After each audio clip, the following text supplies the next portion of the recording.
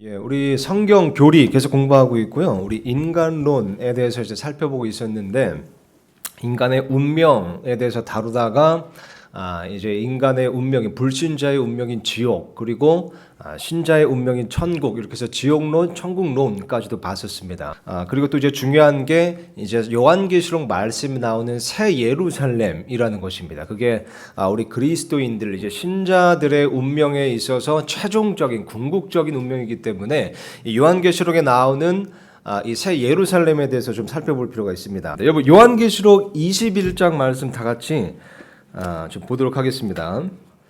시간상 쭉 내려오셔서요, 여러분 9절 한번 보시기 바랍니다.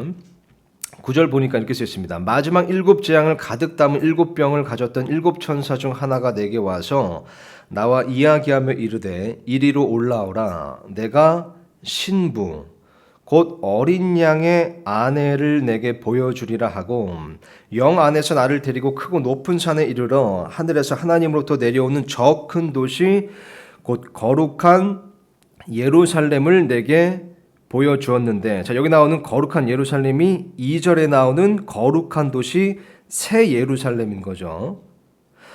자, 보니까요, 9절 보니까 이 천사가 요한에게 이 새 예루살렘에 대해서 설명해 주기를요, 내가 신부 곧 어린 양의 아내를 내게 보여주리라, 이렇게 말했습니다. 그러니까 신부라고 하면 우리가 분명히 알 수 있습니다. 성경에서 신부 혹은 처녀라고 얘기할 때 그것은 교회를 의미합니다. 그죠? 우리 지난 주일 이제 설교 시간 때도 잠깐 언급했지만 우리 그리스도인들 교회가 예수님과 정혼을 한 겁니다. 그래서 성경 말씀에 보면 이제 교회를 신부라고 표현하고요. 그리고 많은 경우에 하나님의 아내, 예수님의 아내, 그러니까 하나님의 아내를 이스라엘, 그러니까 이스라엘을 아내라고 표현을 합니다. 그죠? 자, 근데 여기 보니까 신부 곧 어린 양의 아내라고 이제 표현을 합니다. 왜냐하면 이 시점은 이미 천년 왕국이 끝나고, 그죠? 새 하늘과 새 땅이 시작되고 새 예루살렘이 이제 내려온 시점이기 때문에 단지 어린 양의 신부가 아니라, 단지 정혼 관계에 맺어진 게 아니라 이미 혼인을 하고 난 다음에 천년이 지난 시점으로서 어린 양의, 그죠? 예수님의 이제 아내로서도 불릴 수가 있는 겁니다. 그러니까 이것만 보더라도 보니까 이 새 예루살렘이라는 도시가 지금 하늘에서 내려오는데, 거기에 거하는, 그 도시에 거하는 사람들은 누구라는 거죠? 구원받은 그리스도인들이라는 겁니다. 그러니까 교회라는 겁니다. 교회 성도들, 구원받은 교회 성도들이 지금 이 새 예루살렘 도시의 거주자로서 그것을 이루고 있다는 겁니다. 그죠? 오늘 이제 요한계시록 21장 요 새 예루살렘에 대해서 좀 이렇게 간단하게나마 짚어볼 텐데요. 이 지금 21장 이 첫 구절에 시작하는 게 이제 새 하늘과 새 땅이라는 언급으로 이제 시작을 하잖아요. 그러다 보니까 이 대목이 특히 신천지 사람한테 굉장히 중요한 겁니다.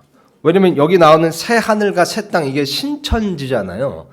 그러니까 이 새 하늘과 새 땅을 지금 신천지 사람들은 이게 지금 우리 신천지라는 이 조직에게 실상으로 이루어진 거다라고 이제 생각하는 겁니다. 그러다 보니까 이 새 하늘과 새 땅이 신천지인데, 요것과 같이 나오는 새 예루살렘도 반드시 이들이 어떻게 해서든 영해를 해서, 영적으로 해석을 해서 요것도 신천지의 무언가로 만들어야 되는 겁니다. 그죠? 그래서 오늘이 간단하게나마 방대하게는 안 하고요. 이 신천지 사람들이 주장하는 이 새 하늘과 새 땅, 더 나아가서 이 새 예루살렘에 대해서 뭐라고 얘기하는지, 그러면서 올바른 성경적인 해석은 무엇인지 좀 비교해 보도록 하겠습니다. 자, 동영상 하나 먼저 보겠습니다. 짧은 겁니다.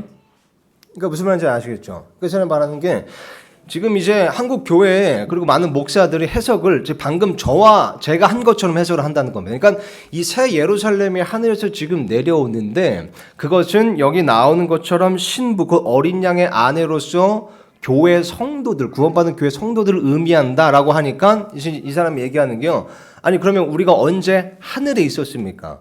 우리가 하늘에 있어야만 하늘에서 내려오는 건데, 아니 우리가 언제 하늘에 있었나요? 난 하늘에 있지 않은데요. 전 고소공포증이 있어서요. 이렇게 지금 얘기하는 거거든요.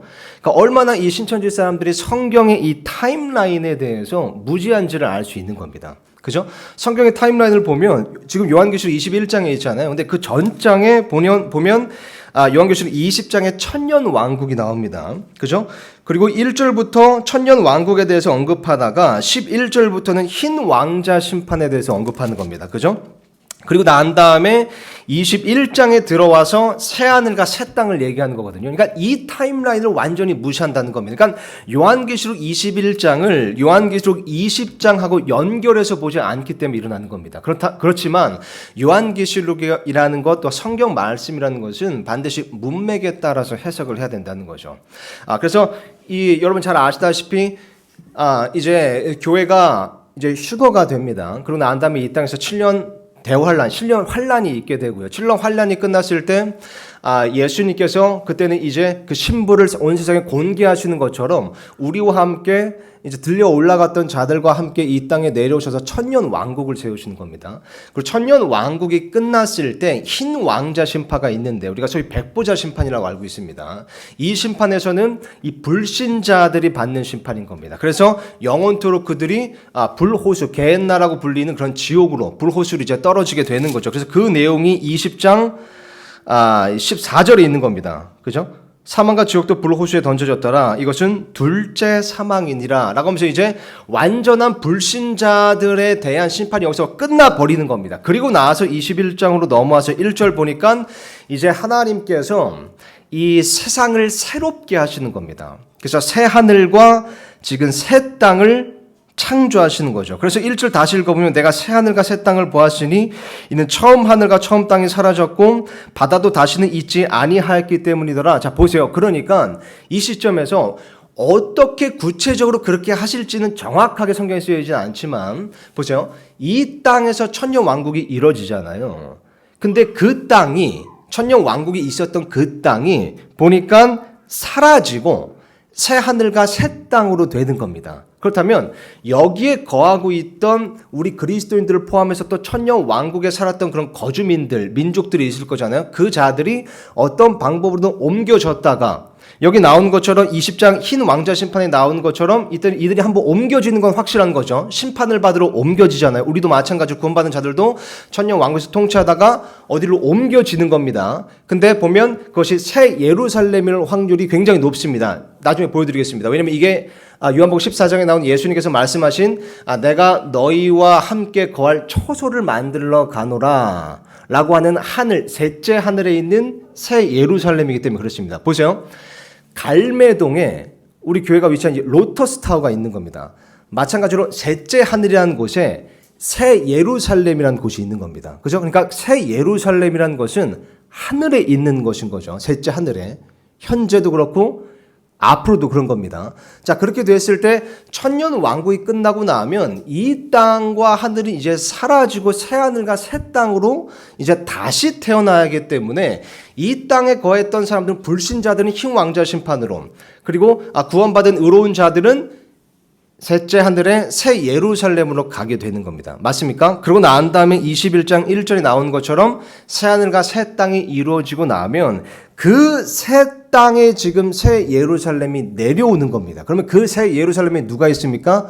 의로운 자들이 있는 거잖아요. 그죠?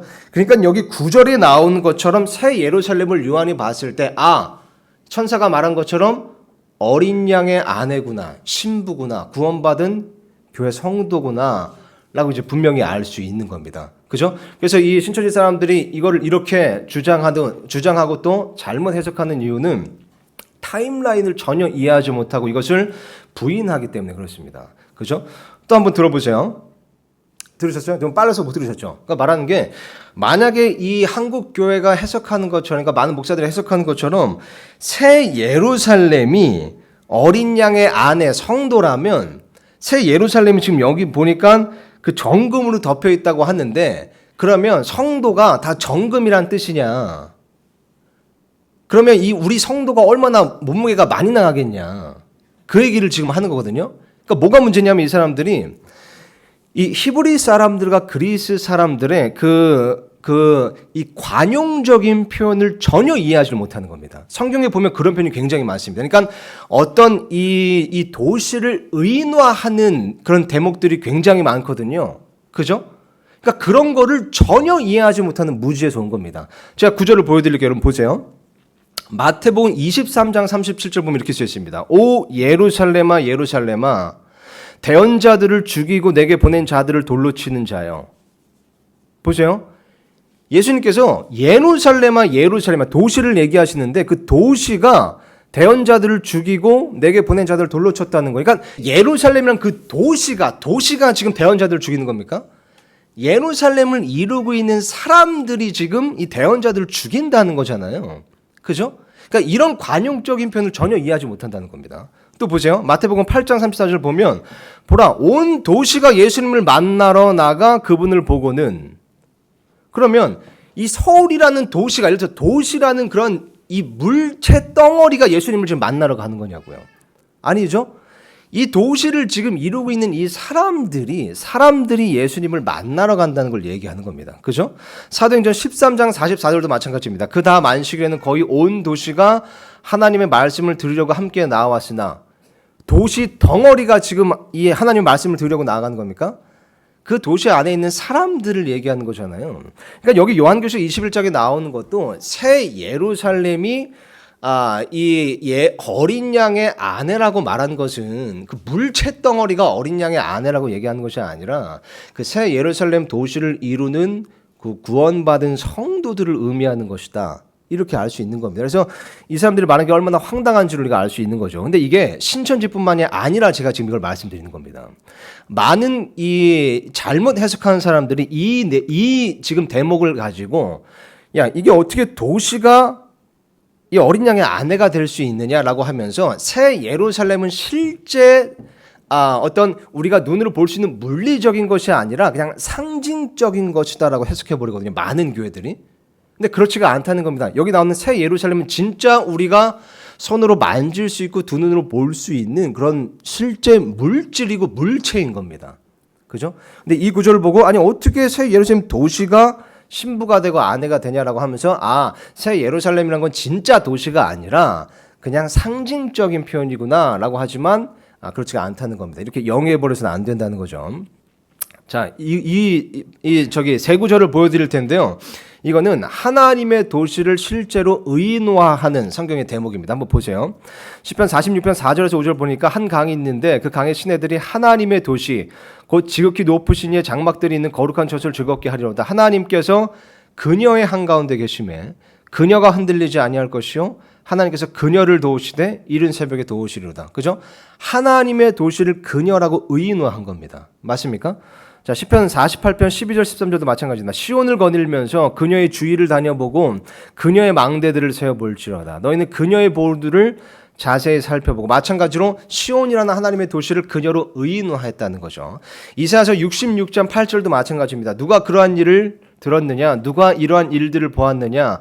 땅이 하루에 만들어져서 열매를 내겠느냐? 혹은 한 민족이 순식간에 태어나겠느냐? 시온은 진통하자마자 자기 자녀들을 낳았도다. 그죠? 그러니까 하나님의 도시를 지금 사람으로 의인화하고 있는 거잖아요. 그러니까 성경에 보면 이런 관용적인 표현 혹은 의인화하는 표현들이 많다는 겁니다. 그러므로 신천지나 다른 사람들이 말하는 보니까 여기 새 예루살렘이 도시라고 돼 있는 새로운 도시, 거룩한 도시라고 돼 있는데 그것을 어린 양의 아내라고 표현한 거 보니까 이건 실제 하는 도시가 아니라 그냥 새 예루살렘은 우리를 얘기하는 거구나. 우리. 그러니까 신천지 사람들이 이렇게 하는 겁니다. 새 예루살렘은 지금 신천지 우리 사람들을 의미하는 거야. 나중에 올 도시가 아니라. 이렇게 이제 주장한다는 거죠. 근데 이것은 성경의 표현조차도 너무나 모르는 말입니다. 그죠? 게다가 여러분, 요한계시록 21장 18절 한번 보세요. 18절 보면 이렇게 쓰여 있습니다. 이 도시에 대해서 말하기를요. 굉장히 구체적으로 나오거든요. 이 도시가. 그 도시의 성벽 건조물은 벽옥으로 되어 있고 그 도시는 순금이며 맑은 유리 같더라 쓰여 있습니다. 그러니까 도시가 딱 봤을 때 맑은 유리 같다는 거예요. 무슨 말이냐면 도시를 봤을 때 그 도시 안이 다 보인다는 겁니다. 그러니까 이것만 보더라도 새 예루살렘 도시가 지금 내려오고 있습니다. 그 안에 지금 누가 있죠? 구원받은 성도들, 의로운 자들이 있는 겁니다. 그래서 요한이 밖에서 그것을 봤을 때 천사가 뭐라 그러죠? 저 새 예루살렘 도시는 어린 양의 아내라고 얘기하잖아요. 그럼 보면 그 도시 안에 있는 어린 양의 아내들 신부들이 보인다는 겁니다. 그죠? 왜 그렇습니까? 여기 나오는 것처럼 그 도시는 순금이며 맑은 유리 같다고 쓰였기 때문에 그렇습니다. 그죠? 그러니까 이것만 보더라도 이것은 새 예루살렘은 실제 존재하는 도시구나라고 이제 우리가 분명히 알 수 있는 거죠. 자, 그러면 이제 신천지는 이걸 뭐라고 하냐면요. 물론 이제 결론은 이들은 우리가 이제 새 예루살렘이다라고 이제 보지만 어쨌든 이렇게 이제 얘기하는 겁니다. 자, 이렇게 이제 조롱을 하죠. 그러면 새 예루살렘 지금 도시가 이제 땅으로 내려오는 건데 그러면 지금 이게 지구 밖으로 벗어나지 않겠느냐. 높이가 지금 2200km인데 이게 문자적으로 해석하면 안 되고 영해를 해야 된다. 상징적인 거다. 이렇게 이제 주장을 하는 거거든요.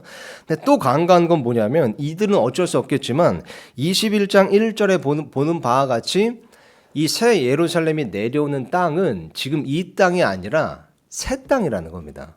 그죠? 이걸 간과해서는 안 된다는 거예요. 새 하늘과 새 땅. 그러니까 지금 보는 우리가 말하는 소위 이제 우주나 이런 지구 땅덩어리가 아니라 다른 모습이 될 수 있다는 겁니다. 이 새하늘과 새 땅은요. 그래서 이 21장 이걸 제대로 좀 이해하려면 이 새하늘과 새 땅에 대해서 좀 알아야 되는데요. 여러분 고린도후서 말씀으로 한번 가보겠습니다. 고린도후서 3장 7절부터 한번 보겠습니다. 이건 제가 화면에 안 띄워놨고 한번 찾아보시면 좋을 것 같습니다. 자, 여기서 신비로운 말씀이 있죠. 베드로후서 3장 7절부터 제가 읽겠습니다. 지금 있는 하늘들과 땅은 주께서 같은 말씀으로 보관하여 간직하사 경건치 아니한 사람들의 심판과 멸망의 날에 불사르기 위해 예비해 두셨느니라. 그러나 사랑하는 자들아 주께는 하루가 1000년 같고 1000년이 하루 같다는 이 한 가지 사실에 대해 무지한 자가 되지 말라. 주께서는 자신의 약속에 대해 어떤 사람들이 더디다고 생각하는 것 같이 더디지 아니하시며 오직 우리를 향하여 오래 참으사 아무도 멸망하지 아니하고 모두 회개에 이르기를 원하시느니라. 그러나 주의 날이 밤에 도둑같이 오리니 그 날에는 하늘들이 큰 소리와 함께 사라지고 원소들이 뜨거운 열에 녹으며 땅과 그 안에 있는 일들도 불태워지리라. 그런즉 이 모든 것이 해체될진대. 자, 해체될진대 표현에 유의하시고요. 너희가 어떤 사람이 되어야 마땅하겠느냐. 모든 거룩한 행실 속에서 하나님을 따르는 가운데 하나님의 날이 오는 것을 기다리고 서두르라. 그날에 하늘들이 불에 붙어 해체되고 원소들도 뜨거운 열로 녹으려니와 그럼에도 불구하고 우리는 그분의 약속에 따라 의가 거하는 보세요. 새 하늘들과 새 땅을 기다리노라.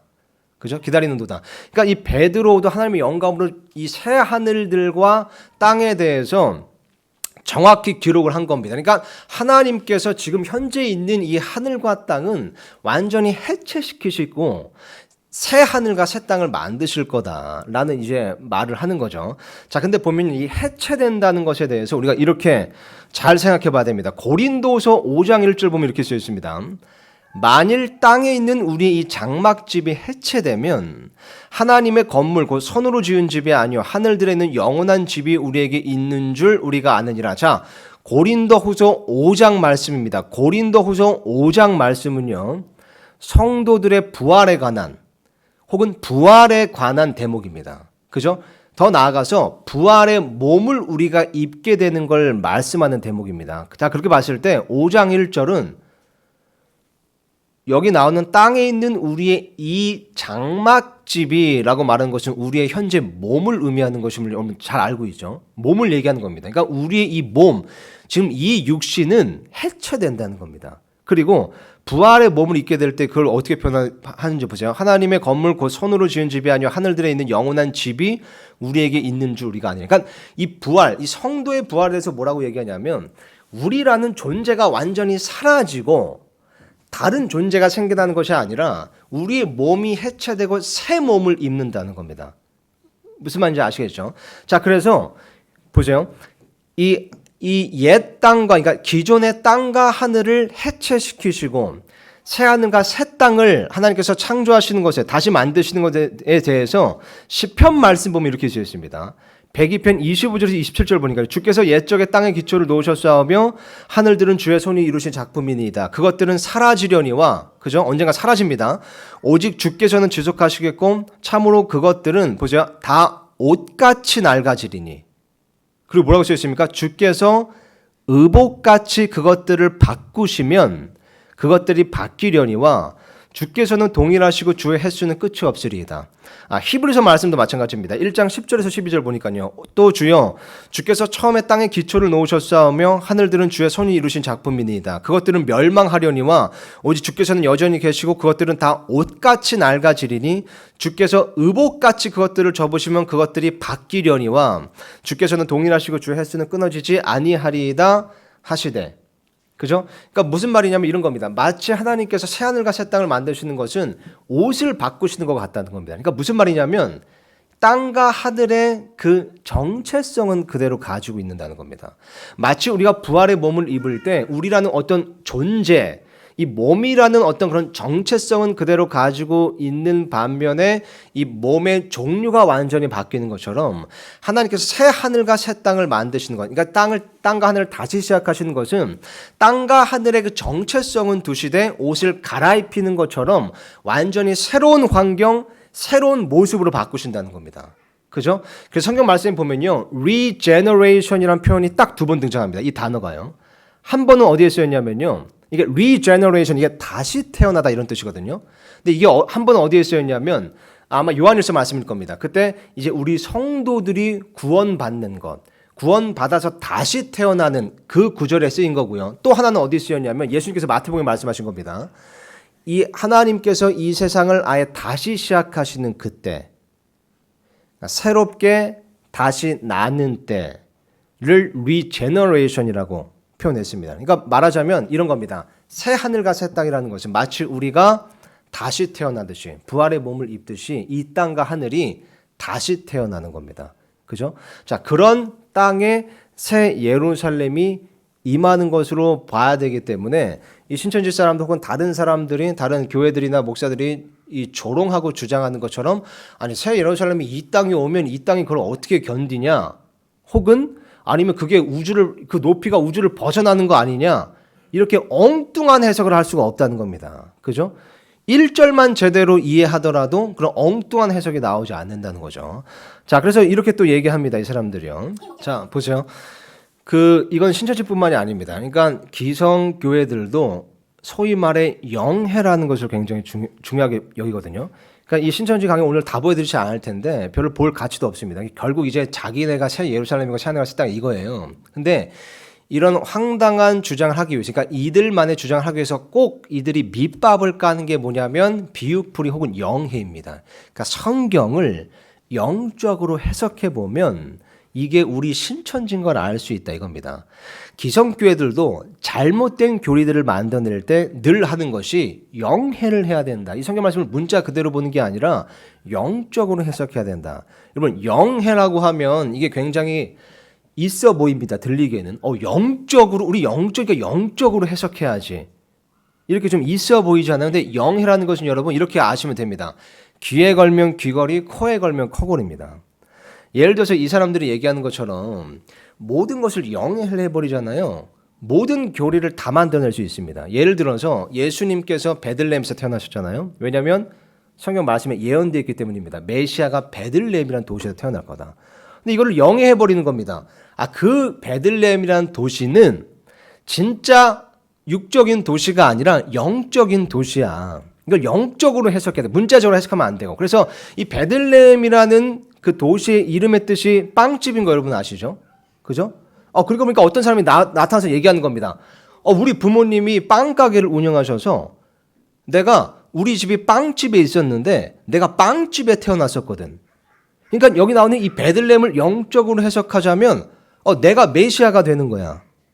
이렇게 코에 걸면 코걸이, 귀에 걸면 귀걸이로 갖다 다 붙일 수 있다는 겁니다. 그래서 영해라는 것은 결코 바람직하지가 않습니다. 성경에 상징적으로 되어 있는 것 혹은 비유로 되어 있는 것은 이미 분명하게 예수님께서 혹은 하나님께서 기록하실 때 문맥으로 보나 이것은 상징이다 혹은 이것은 비유다라고 분명히 말씀해 주셨습니다. 그것만 비유와 상징으로 보면 되는 것이 모든 것을 상징적인 영적인 의미로 본다면 말도 안 되는 교리들이 나오는 거죠. 그래서 지금 방금 이 사람이 말한 것도 여기 나오는 이 새 예루살렘이라는 게 영적인 도시로 봐야 되는데 그 이유가 무엇이냐면 요한계시록 같은 책 요한계시록 말씀 보니까 11장 8절에 두 증인이 나오는데 그 두 증인이 죽는다? 근데 그 죽는 곳을 영적인 도시로 표현하기 때문이다. 이렇게 얘기하거든요. 자, 여러분 한번 가보겠습니다. 제가 화면에 띄워놨습니다. 요한계시록 11장 8절 보면 이렇게 쓰여 있습니다. 그들의 죽은 몸이 두 증인에 대한 겁니다. 환란 시기에 활동하는 이 두 증인이죠. 그들의 죽은 몸이 그 큰 도시의 거리에 놓이니라. 그 도시는 영적으로 소돔과 이집트라고 하며 그곳은 또한 우리 주께서 십자가에 못 박힌 곳이니라. 보세요.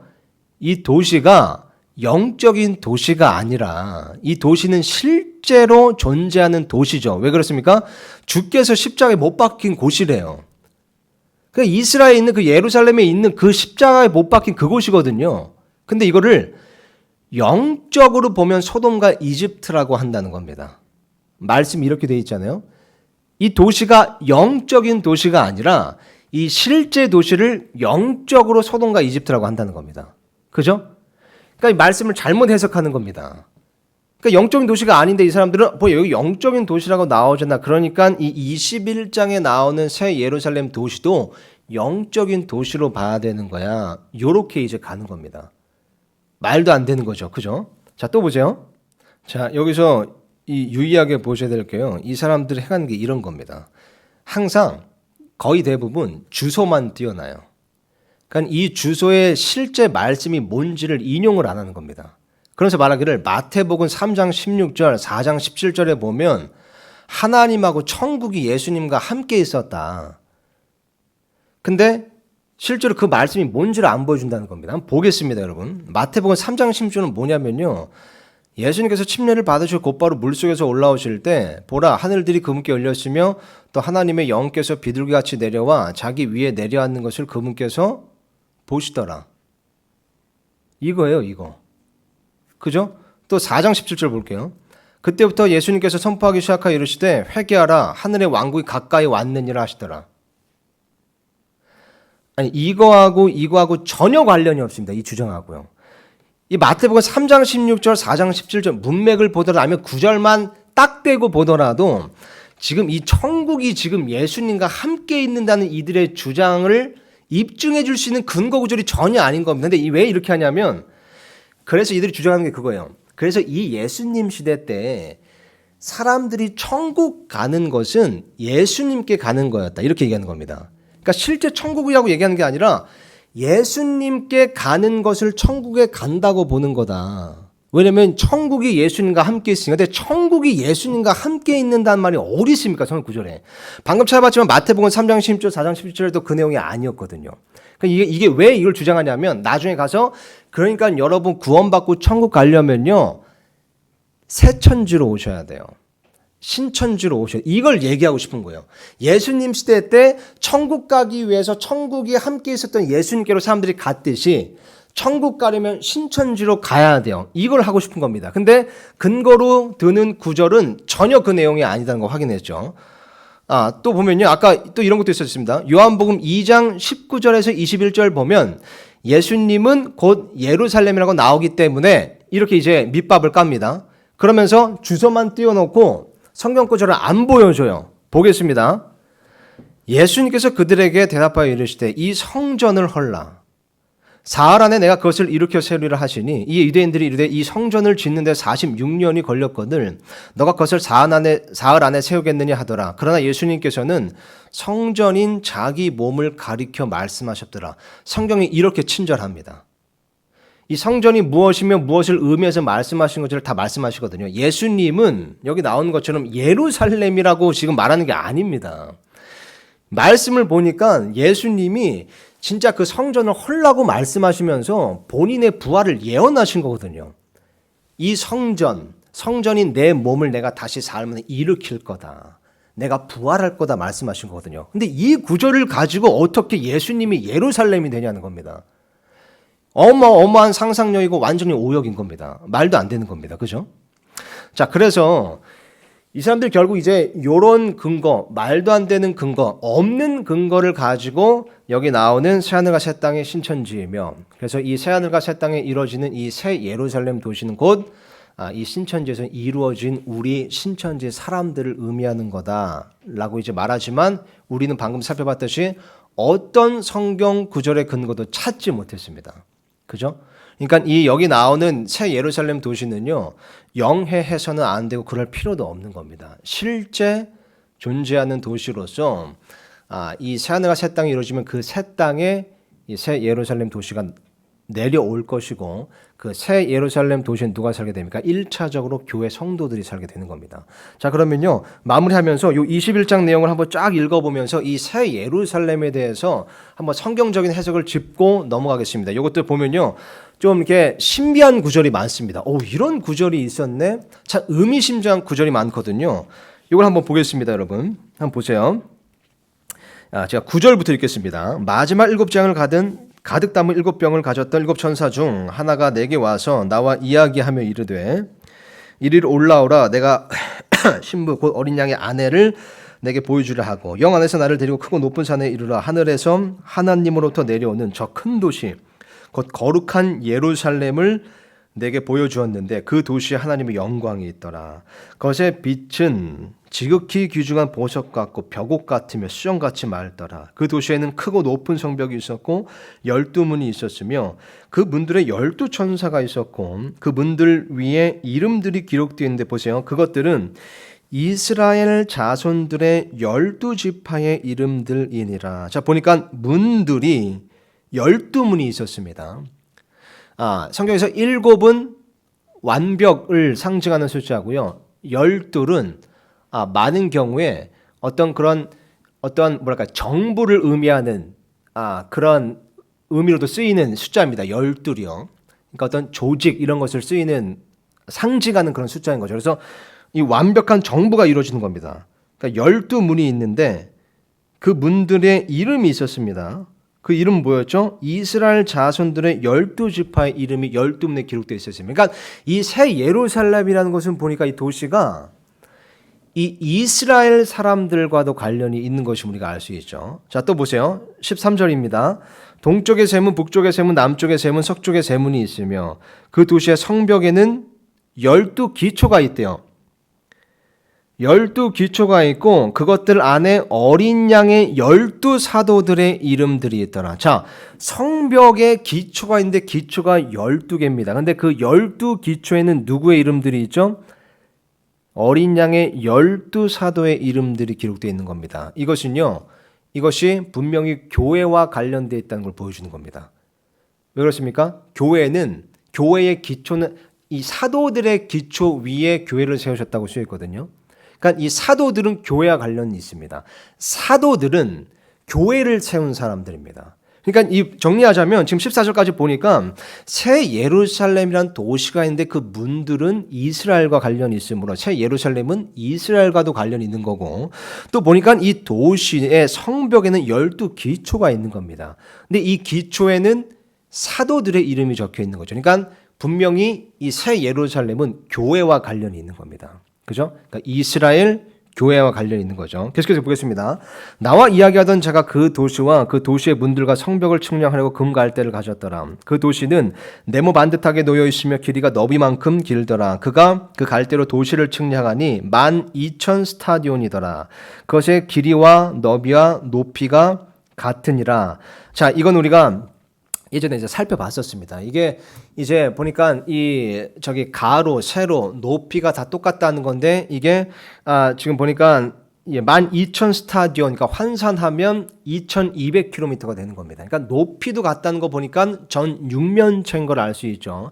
어떤 사람들이 이게 피라미드 형태라고 주장하는데 결코 그렇지 않습니다. 왜냐하면 이 사람들이 이제 왜 피라미드라고 주장하냐면 라킨이 사실 그랬었습니다. 라킨이 이 하나님의 왕자가 피라미드 꼭대기에 있고 그리고 그 왕자로부터 이 강물이 흘러나오기 때문에 이 피라미드 꼭대기에 왕자가 있으면 거기서 물이 흘러나오면 그 도시에 다 물이 흐를 것 아니냐라고 이제 어떻게 보면 이제 상상을 한 거죠. 그렇지만 성경에 피라미드 형태가 나오지 않습니다. 그래서 이것을 정육면체 형태로 보는 게 맞다라고 우리가 그때 얘기했었고요. 자, 그렇게 봤을 때 이게 얼마나 컸는지를 얘기했었죠. 그러니까 이게 가로 세로만 면적만 보면 그렇게 엄청 크지는 않은데 싶지만 이게 높이가 2,200km라고 봤을 때 1km마다 한 층을 세운다면요. 그러니까 1km면 어마어마하잖아요, 천장이. 근데 그렇게 한 층을 채우면 이게 몇 층이 되는 거죠? 2200층이 되는 겁니다. 그렇게 되다면 그때 계산한 게 어떻게 됐죠? 모든 사람들이 구원받는다고 할지라도 1층에 다 거할 수 있는 크기인 겁니다. 그러니까 저는 이렇게 믿습니다. 보세요. 이 새 예루살렘 도시라는 것은 하나님께서 진작에 만든 도시거든요. 왜냐하면 예수님께서 요한복음 14장에 말씀하셨듯이 아까 잠깐 언급했지만 내가 너희를 위해 처소를 예비하러 가노니 말씀하시면서 뭐라고 또 말씀하시냐면요. 내 아버지의 집에는 거할 곳이 많도다. 그러니까 이미 이 새 예루살렘 도시는 세워진 도시라는 겁니다. 셋째 하늘에요. 자, 그러니까 무슨 말이냐면 하나님께서 이 새 예루살렘을 만드셨을 때는 만약에 이 세상에 지금까지 아담 때부터 지금까지 존재했던 모든 사람들이 다 구원받아도 다 들어갈 수 있는 크기로 만드신 겁니다. 왜냐하면요. 성경 말씀에 뭐라고 쓰여있죠? 하나님께서는 모든 사람이 회개하여 그죠? 천국에 이르기를 원하신다고 쓰였기 때문에 그러니까 하나님이 원하시는 것은 모든 사람이 구원받는 것이기 때문에 만약에 모든 사람이 구원받아 들어갈 수 있는 큰 곳을 만드셨다는 거죠. 반면에 지옥은 어떻습니까? 성경 말씀에 보면 지옥이 계속해서 확장하고 있다고 쓰였습니다. 왜냐하면 지옥은 모든 사람이 가도록 만들어진 곳이 아니거든요. 타락한 천사들만 가도록 만들어진 것처럼 작게 만드시는 거예요.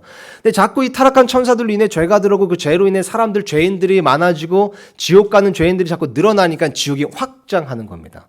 근데 새 예루살렘 도시는 진작부터 하나님께서 만드신 것으로서 확장할 필요가 없습니다. 이미 굉장히 크게 만드셨기 때문이죠. 그래서 여기 나오는 그런 2200km, 그러니까 12,000 스타디온 길이와 너비와 높이의 크기가 어마어마하다는 걸 알 수 있습니다.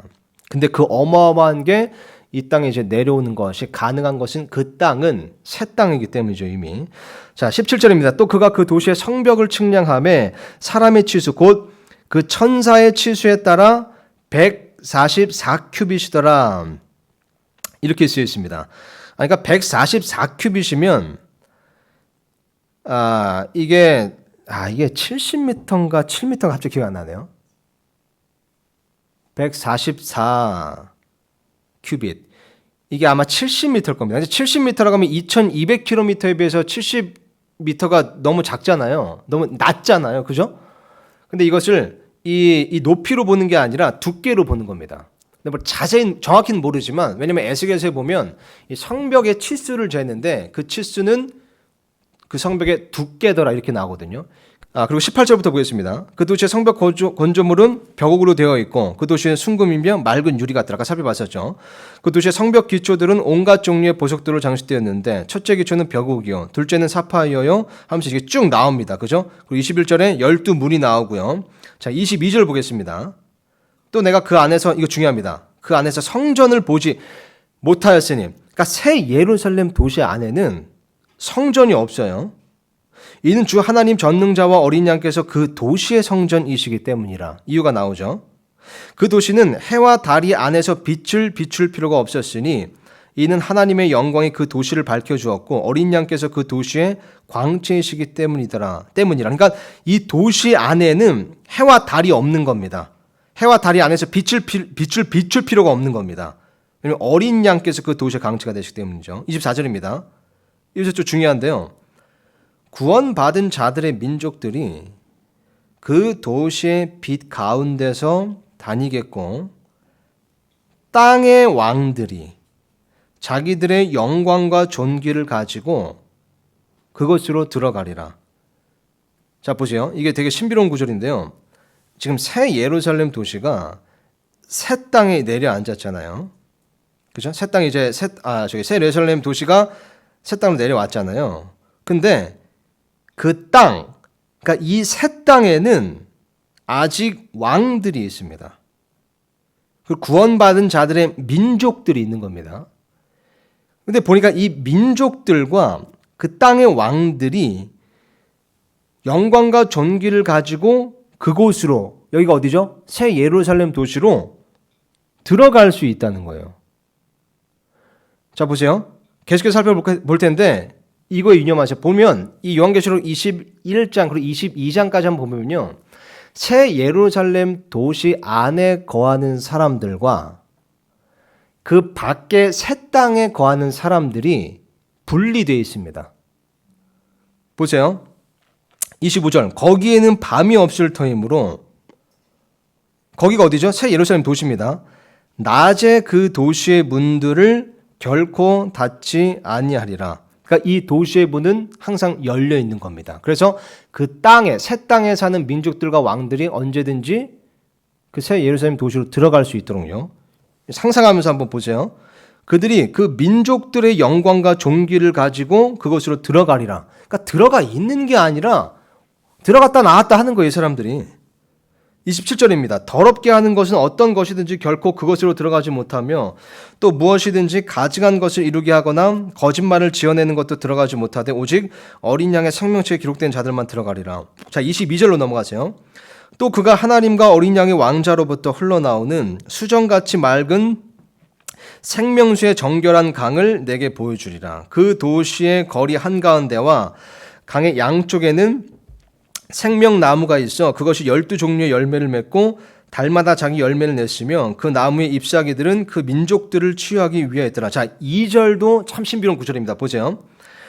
자, 도시의 거리, 그러니까 새 예루살렘 도시의 그 거리 한가운데와 강의 양쪽에는 생명나무가 있대요. 근데 이 생명나무가 복수가 아니라 단수입니다.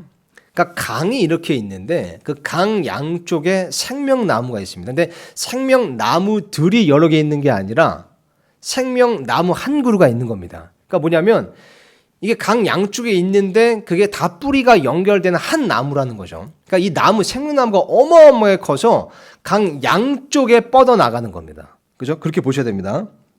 근데 그것이 12종류의 열매를 맺는데 또 중요한 것은요. 달마다 자기 열매를 냈으며, 그러니까 이 새 예루살렘 도시가 있는 그 새 땅, 새하늘과 새 땅에도 지금 보니까 달이 있어요, 달. 그러니까 12달이 있는 겁니다. 근데 창세기 1장 말씀 보면 이 달과 해와 이런 게 있으려면 이 진짜 달과 해가 있어야 되거든요. 그러니까 이 새 땅에도, 새하늘과 새 땅에도 그런 달과 해가 있으니까 이 12달이 있는 거겠죠. 근데 다만 새 예루살렘 도시 안에는 해와 달이 필요 없고 항상 낮은 겁니다. 그죠? 근데 또 재밌는 것은 12종류의 열매를 맺고 달마다 자기 열매를 냈으며 그 나무의 잎사귀들은 그 민족들을 치유하기 위하여였더라. 여러분 지금 이 대목이요. 21장에서 지금 읽으면 22장 대목이 이게 천년왕국을 얘기하는 게 전혀 아니거든요. 천년왕국 20장에서 끝납니다. 그러니까 21장부터는 새하늘과 새 땅을 얘기하는 거예요. 자, 그렇다면 우리 구원받은 성도들은 치유를 받을 필요가 전혀 없는 존재들입니다. 근데 보면 이 새하늘과 새 땅이 이루어지고 새 예루살렘 도시가 지금 내려와 있는 이 시대 때도, 이때도 치유가 필요한 사람들이 있다는 거예요. 그죠? 그래서 이 생명나무 잎사귀들이 그 역할을 한다는 겁니다.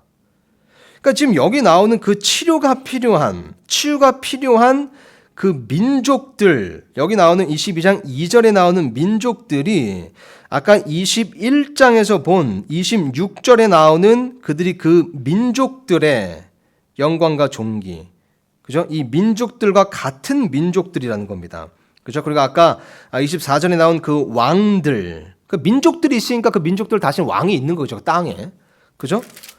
자, 또 보죠. 3절 보니까요. 다시는 저주가 없으며 오직 하나님과 어린 양의 왕자가 그것 안에 있으리니 그분의 종들이 그분을 섬기며 그분의 얼굴을 볼 것이요 그분의 이름이 그들의 이마 안에 있으리라. 거기에는, 이건 새 예루살렘입니다. 새 땅이 아니라 밤이 없겠고 등잔불이나 햇빛이 그들에게 필요 없으니 이는 주 하나님께서 그들에게 빛을 주시기 때문이라. 그들이 영원 무궁토록 통치하리로다. 자, 그리고 또 보면요. 14절 한번 보세요. 14절도 이게 조금 재밌는 구절입니다. 그분의 명령들을 행하는 자들은 복이 있나니 이것은 그들이 생명나무에 이르는 권리를 소유하게 하며 그 문들을 지나 그 도시로 들어가게 하려 함이로다. 그죠? 그러니까 이 새 땅에 사는 민족들이 생명나무에 이르는 권리를 소유하게 된다는 겁니다. 근데 그들은 그 문들을 지나, 그러니까 12문이죠. 12문들을 지나 그 도시로 들어가게 하려 함이로다. 그러니까 이것만 보더라도 분명히 알 수 있는 겁니다. 아, 이 새 예루살렘 도시 안에 있는 사람들이 있고 그 밖에 있는 사람들이 있구나. 근데 새 예루살렘 도시 안에 사는 사람들은 누군지 우리가 분명히 알 수 있죠. 그죠? 아까 뭐라고 말씀했습니까? 그 천사가 어린 양의 신부라, 어린 양의 아내라. 그러니까 교회 성도들은 무조건 포함됩니다. 우리는 무조건 포함돼요. 여기에 우리는 새 예루살렘 도시에 사는 그 새 예루살렘 시민들인 거예요. 그죠?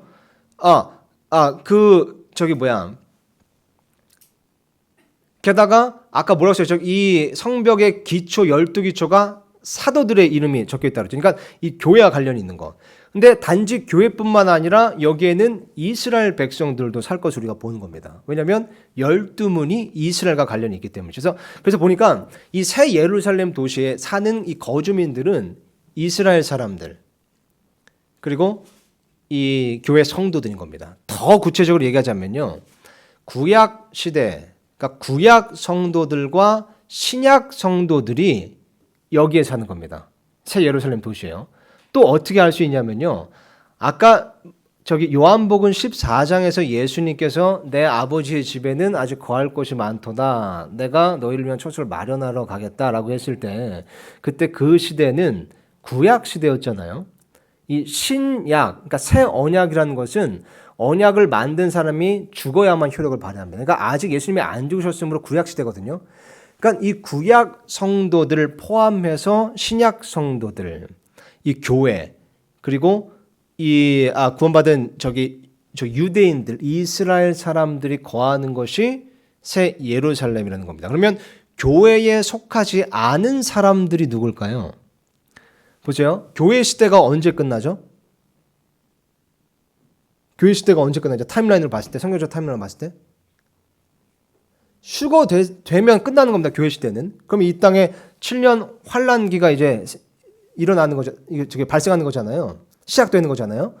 근데 그 7년 환란기에도 보면 구원받는 성도들이 나옵니다. 환란 성도라고 하잖아요. 근데 그 환란 성도들은 교회가 아니에요. 교회는 이미 휴거가 됐고, 그죠? 그래서 이제 교회 시대는 끝났기 때문에 이 환란 성도들은 이 환란 성도들이 있는 성도들인데 교회는 아닌 겁니다. 그러니까 어린 양의 아내가 아닌 겁니다. 어린 양의 신부가 아니죠. 자, 그리고 또 보면 천년 왕국으로 이제 들어가는데 그 천년 왕국에 보면 사람들이 또 엄청 많아요. 그래서 심지어 천년 왕국 마지막 때가 되면 하나님께서 사탄을 한번 다시 풀어주잖아요. 그때 거기서 반역을 하는 무리들도 나옵니다. 그죠? 그러니까 천년 왕국에도 천년 동안 번성하는 그런 사람들이 있다는 거, 민족들이 있고 왕들이 있다는 거죠. 그러니까 환란 성도들 포함 천년 왕국 동안에 번성하고 그렇게 이제 살았던 그 모든 사람들은 새 예루살렘 도시로 들어갈 수 없는 겁니다. 들어갈 수 없다 그러면 좀 부정적으로 들리긴 하지만 그 특권은 받지 못하는 거죠. 왜냐하면 그들은 교회에 속하지 않기 때문에 그렇습니다. 그래서 재밌는 게요, 여러분 요한계시록 7장에 보면 그 환란 성도들에 대해서 나오는데 이렇게 쓰여 있습니다. 요한계시록 7장 보면요, 자 14절 보니까요, 13절부터 보겠습니다. 장로들 중에 한 사람이 응답하여 내게 이르되 흰 예복을 차려입은 이 사람들은 누구냐? 또 그들이 어디서 왔느냐 하매 내가 그에게 이르되 장로여 당신이 아시나이다 하니 그가 내게 이르되 이들은 큰 환란에서 나와 자기 예복을 씻고 어린 양의 피로 것을 희귀한 자들이니까 큰 환란에서 나오니까 환란기 때 구원받은 성도들입니다. 자 15절 보니까요. 그러므로 그들이 하나님의 왕자 앞에 있고 또 그분의 성전에서 밤낮으로 그분을 섬기느니라. 그러니까 환란 성도들은 성전에서 밤낮으로 그분을 섬긴대요. 근데 아까 살펴봤듯이 요한계시록 21장에 나오는 새 예루살렘 도시에는 뭐가 없었습니까? 두 가지가요. 성전이 없었고 밤이 없어요. 그러니까 이 환란 성도들은 새 예루살렘 도시 안에서 살지 못하는 겁니다. 그죠? 그러니까 이것만 보더라도 우리 교회가 환란을 통과하지 않는다는 것 또한 알 수 있는 겁니다. 반대로 보자면요. 자, 그래서 이 정리하자면 이렇습니다. 보니까 이 새 예루살렘 도시가 있는데 이 새 예루살렘 도시가 얼마나 좋은 곳이냐면 아까 묘사됐듯이 요한계시록 21장에 나오는 거죠. 근데 새 예루살렘 도시는 새 하늘과 새 땅이 이제 시작될 때 그때 가서 하나님께서 만드시는 도시가 아니라 갈매동에 로터스 타워가 있는 것처럼 셋째 하늘에 새 예루살렘이라는 도시가 있는 겁니다. 그래서 지금 우리 신자들이 죽으면 가는 곳이 새 예루살렘이에요. 그러니까 우리가 셋째 하늘로 가지만 더 정확히는 새 예루살렘 도시로 가는 겁니다. 그죠? 자, 그래서 타임라인을 보자면 새 예루살렘 도시는 늘 있어 왔습니다. 예수님께서 요한복음 14장에 말씀하셨듯이 내 아버지 집에는 거할 곳이 많다. 맨션이라고 되어 있거든요. 그게. 그러니까 이미 그 맨션은 있는 겁니다. 구약 시대 때도요. 그래서 이 구약 시대 때 근데 어쨌든 계속 있었던 그 새 예루살렘 도시에 그러면 누가 들어가느냐? 누가 거기서 살고 있느냐? 요한계시록 21장 보니까 거기에 살고 있는 사람들은 그 도시를 봤을 때 어린 양의 신부, 어린 양의 아내. 그러니까 교회 성도들을 포함. 그리고 구약 성도, 이스라엘 백성, 그러니까 구원받으니까 어쨌든 구약 성도, 신약 성도에 다 이스라엘도 포함되는 거죠. 어쨌든 구약 성도, 신약 성도, 이스라엘 포함한 그 사람들이 새 예루살렘에 거하게 되는 겁니다. 그래서 12문은 이스라엘과 관련이 있고 12기초는 사도들, 교회와 관련이 있는 거죠. 자, 근데 그것이 이제 내려옵니다. 내려오는 땅은 지금 이 땅이 아닌 겁니다. 이 땅에 내려오면 큰일 납니다. 그죠? 근데 새 땅에 내려오기 때문에 그게 가능한 거죠. 새 땅에 그것이 있는데 이것만 봐도 이상하잖아요. 아니, 새 예루살렘 도시가 내려오는데 이 땅은 왜 필요한 거야? 그렇잖아요. 새 하늘만 있으면 되지 새 땅은 왜 필요해? 그렇잖아요. 그러니까 그 새 땅에도 보니까 살고 있는 사람들이 있다는 겁니다. 새 땅에. 그 땅에 누가 살고 있죠? 민족들과 왕들이 살고 있는데 우리가 추측해 볼 수 있는 것은 그 민족들과 왕들은 교회가 아닌, 즉 교회 시대가 끝난 이후에 구원받은 의로운 자들, 그것도 꽤나 많은 무리거든요. 그 무리들이 새 땅에서 거하게 되는 겁니다. 예루살렘 도시 밖에서요. 근데 그들이 완전 도시와 차단된 것은 아니었죠. 왜냐하면 그 문은 새 예루살렘 도시는 밤이 없으므로 항상 문이 열려 있어서, 그리고 그 새 땅에 사는 사람들은 그 생명나무로 나아갈 권리를 소유했다고 나오잖아요. 그러니까 이 영원히 살기 위해서 혹은 치유하기 위해서 새 예루살렘 도시로 들어가서 생명나무의 잎사귀를 따먹고 치유가 되는 겁니다. 그러니까 새 예루살렘 도시라는 게 이 영원한 어떤 삶을 봤을 때 우리가 되게 단순한 그게 아니라 이게 굉장히 어떤 조직이 있고 또 하나님께서 나누신 그런 민족들이 있고 또 왕들이 있고 그런 삶이 있다는 거죠. 그죠? 이제 그 이후의 것들은 우리가 어떻게 될지 알지 못하지만 어쨌든 성경 거기까지 기록하고 있는 겁니다. 우리가 새 예루살렘 도시에 살게 되고 또 그 새 예루살렘에 있는 그 새 땅에는 다른 민족들과 왕들이 있는데 그들은 좀 제한이 있는 겁니다. 그래서 또 놀라운 것은 여러분, 고린도전서 15장, 고린도후서 5장인가요? 오늘 많이 헷갈리네요. 고린도후서 5장, 한번 보겠습니다. 이거, 이것만 보고 마치겠습니다. 이것만. 이 새 예루살렘 그리고 새 하늘과 새 땅에 대해서 이 신천지는 뭐 말할 것도 없고 다른 이제 교회들도 이것을 영위하면서 이상하게 해석을 하기 때문에 이거를 좀 그나마 조금이나마 좀 구체적으로 짚고 넘어가는 겁니다.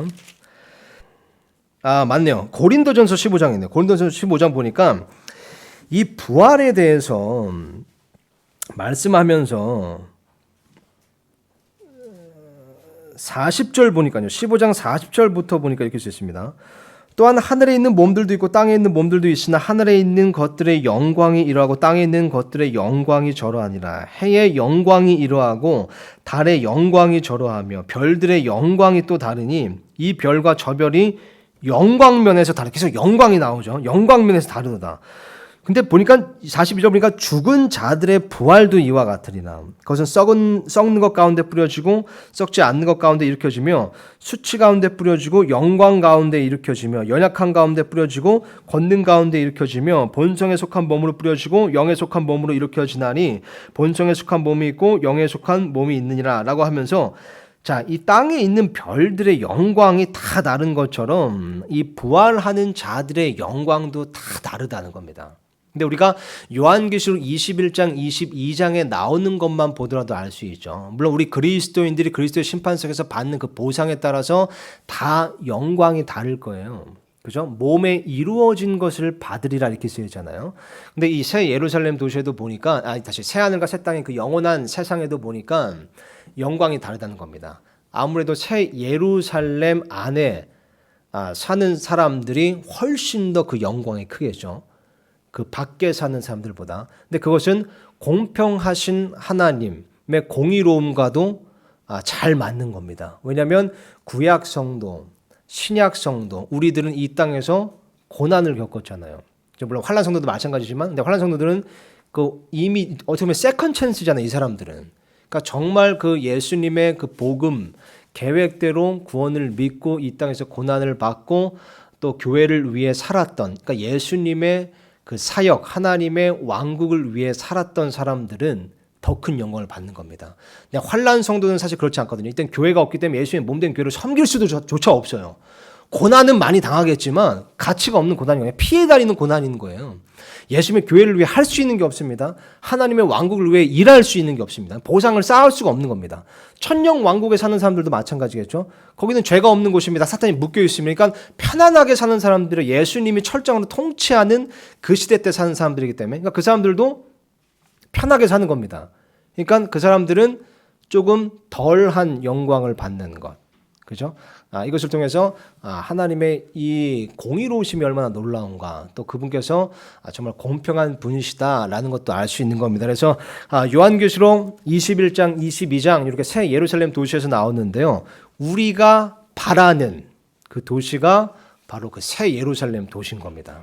그래서 여러분, 아브라함이 진짜 이것만 읽고 마칠게요. 제가 죄송합니다. 이것만 진짜 읽고 마치겠습니다. 아브라함이 그 소망했던 그 도시, 그죠? 히브리서 11장 8절 보니까요. 9절부터 읽겠습니다. 믿음으로 그는 낯선 나라에 머문 것 같이 약속의 땅에 머물렀고 자기와 함께 동일한 약속에 상속된 자가 된 이삭과 야곱과 함께 장막들에 거하였으니 이는 그가 기초들이 있는 한 도시를 바랐기 때문이라. 그것의 건축자와 만드신 분은 하나님이시니라. 그러니까 하나님께서 만드신, 그러니까 이 아브라함이 바랐던 그 도시가 바로 새 예루살렘 도시였던 겁니다. 왜 그렇습니까? 건축자가 하나님이래요. 그러니까 우리는 하나님께서 건축하신 그 새 예루살렘의 도시에 사는 사람들일 거고, 단지 우리는 영원한 삶을 그냥 두리뭉실하게 사는 사람들이 아닙니다. 새 하늘과 새 땅도 참 영광스러운 곳일 것인데, 그 중에서도 가장 영광스러운 그 하나님의 왕자가 있는 그 생명수의 강이 흐르고 생명나무를 우리가 그냥 그 두 눈으로 볼 수 있는 그 도시에서 우리가 살게 되는 겁니다. 그래서 사도 베드로가 얘기했듯이 이 세상에 다 해체될진데, 그래서 하나님께서 다시 새 하늘과 새 땅을 만드시고, 그럼 우리가 그 영광스러운 새 예루살렘에 살게 될 텐데, 그 도시를 소망하고 바라는 우리로서, 우리일진데 우리가 그러면 이 땅에서 우리가 어떻게 살아야 되겠느냐, 그걸 지금 얘기하는 겁니다. 사도 베드로가 우리가 이 땅에서 어떻게 살겠냐, 이 다 지금 해체될 땅인데요. 이게 우리의 애착은 저 새 예루살렘 하늘에 있어야 되는데 어떤 사람으로서 이 땅에서 살아야 마땅하겠느냐 얘기하는 겁니다. 그래서 우리가 참 이 요한계시록 21장, 22장에 나오는 새 예루살렘 도시를 좀 이렇게 묵상해보고 좀 이렇게 한번 머릿속으로 그려보더라도요, 우리가 우리 자신의 이 가치라는 것, 또 현재 이 땅에 살고 있는 이 삶의 가치라는 것은 정말 큰 것이다. 우리가 정말 가치 있게 살아야 된다라는 것을 우리가 상기해 볼 수 있습니다. 새 예루살렘 요것으로 마치겠습니다. 수고 많으셨습니다.